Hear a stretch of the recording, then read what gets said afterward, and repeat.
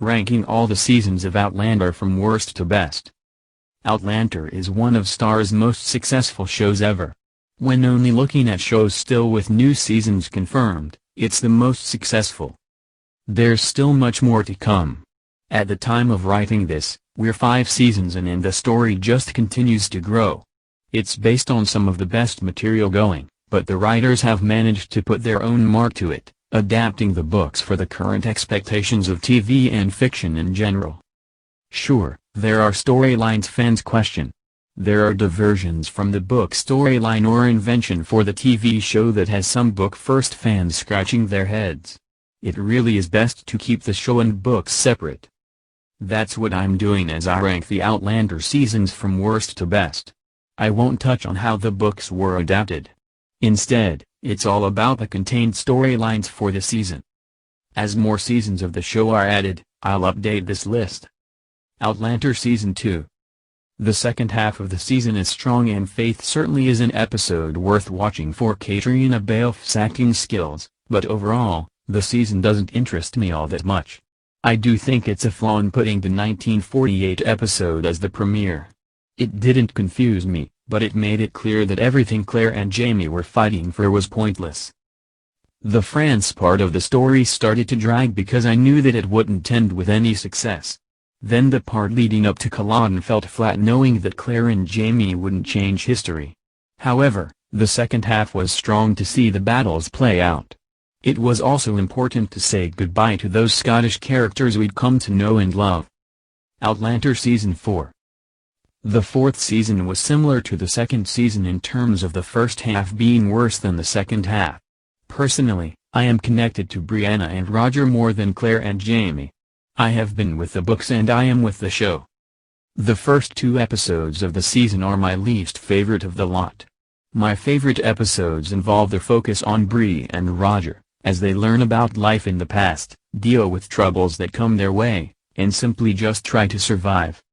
Overall, the season is slowly paced.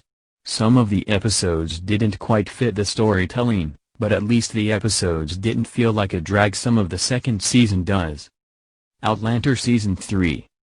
I'll admit that one of my least favorite things about the third season is not having enough time to tell Claire and Jamie's time separated for 20 years. I wanted to see more of Claire going through med school and wanted to know Joe better. I wanted to see more of what Jamie did during the 20 years and life at Hellwater. Of course, the show couldn't keep the two separated for too long. Many fans couldn't even cope with 5 episodes of them apart. But there was just so much story left on the cutting room floor. I enjoyed the storylines on the high seas for the most part. Seeing Geese and Lord John Grey return towards the end of the season were definitely highlights. Outlander Season 1. Wait, Outlander Season 1 isn't the best? Sorry, but nope. As much as I love the first season, there is another that stands out as the best for me. However, the first season is always going to rank highly. It starts the tale and gives us the introduction to all the characters. Most importantly, I get to see Tobias Menzies fully take on 2 different roles in one show, and he is the reason I gave the show a chance in the first place. The first season did have some standout moments. I know the wedding is a favorite episode for many, but I also adored the search and adore it more as I watch it more, to see Claire and Murdoch's bond become firm. Seeing Claire do everything she can to get to the stones is also important, especially with Frank on the other side. Outlander Season 5. Right now, it's the 5th season that wins it for me.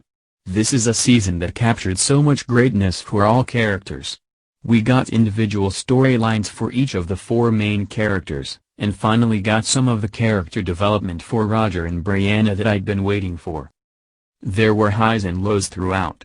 We got to see each of the characters go through some of the most stressful experiences ever, and they've all come out the other side. These moments will last in their minds, but they are stronger because of them and better people in spite of them. The Battle of Alamance was handled well. The use of Jamie wearing the red coat was everything. And of course, knowing that Sam Hugan and Katrina Balfe had more say meant that much of the later moments made far more sense than moments in previous seasons.